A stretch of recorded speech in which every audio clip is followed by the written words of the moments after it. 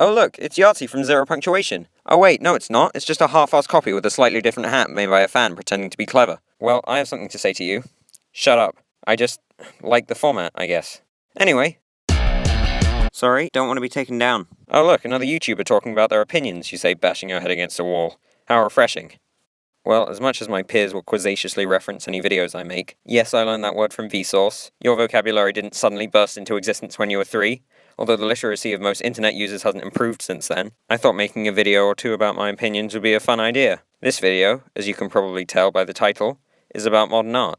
But wait, don't click over to that video where a cat falls off a table. But in a slightly different way to all those other videos involving cats falling off tables just yet. I'll try not to make this video so soul-crushingly boring that you immediately shut down your computer and thrash at it with the nearest bullwhip or something of equal or greater agonizing potential. Anyway, let me finally creep past this introduction and to my point. Modern art is sometimes just stupid.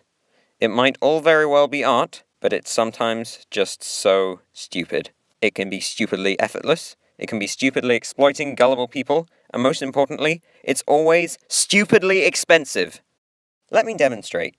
In 2011, someone paid $10,000 for an artwork called Fresh Air. It's kind of self-explanatory, really. Well, hello, Mr. Artman, someone might say. I'd like to purchase a painting for my wall. Something expensive, something enticing, engaging, something I can really be proud of. Oh, okay, says Mr. Artman. Here's a pretend one. That will be $10,000, please. What the hell kind of a transaction was that? I hope they kept the receipt. You wouldn't give a toddler a fancy tea house in central London selling pretend tea and biscuits. Well, sir, in this particular purchase, I believe you got the rather ridiculously fuzzy end of the lollipop. And here's an even worse example. This is a painting I find strongly resembles a blue ping pong table called Onement V. I don't really know how it's pronounced. It sold for $43.8 million. And no, I did not suffer a minor stroke and hold down the zero key too long.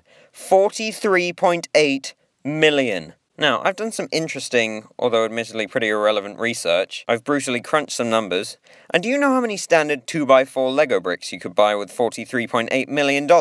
Well, bearing in mind Pick-a-Brick is a bigger rip-off than AppleCare, you could buy, drumroll please, 156,428,571 Lego bricks. To put that figure in perspective, they would stretch from London to Saudi Arabia with some left over. Okay, I admit, picking Lego for an example didn't give a great visual picture, but you get the idea.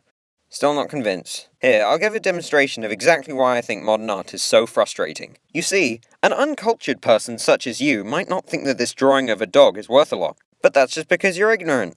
To an intelligent, cultured person like me, this crappy 3-year-old's drawing of a dog obviously represents life, death, love, hatred, and the vastness of the universe. So, it's worth 100 bazillion pounds. But I guess an unsophisticated person such as yourself wouldn't get that.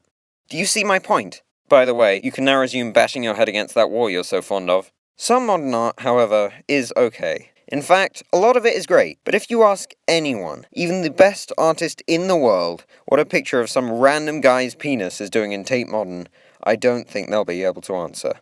Now, as most of you are probably aware, unless you've been living in a cave in Iceland for the last century, modern art doesn't apply only to paintings and sculptures, but also to furniture. I am talking, of course, about minimalism. Oh, but Ben, someone I just made up asks me, what's wrong with minimalistic furniture? It looks good. And, well, you've demonstrated my point very well, imaginary character man. Have some chocolate. It looks good. That's it. Ooh, now this furniture looks nice, doesn't it? Oh, and this furniture. Well, guess what? You can't spend 10 minutes in one of those chairs without getting some severe spinal injuries and a sore bum. Now, be honest. Which one of these 2 chairs would you prefer? Oh, and bearing in mind that this one costs 18 times as much as the one that's actually comfortable. You know, if you wanted to get some good, expensive furniture, then why not get a nice, fluffy, comfortable sofa? Or maybe a beanbag you can sink into. However, if for some bizarre reason you just want to buy a useless, uncomfortable, or impractical chair, you should at least have bought something cheaper, like a rock, or a model of the Eiffel Tower.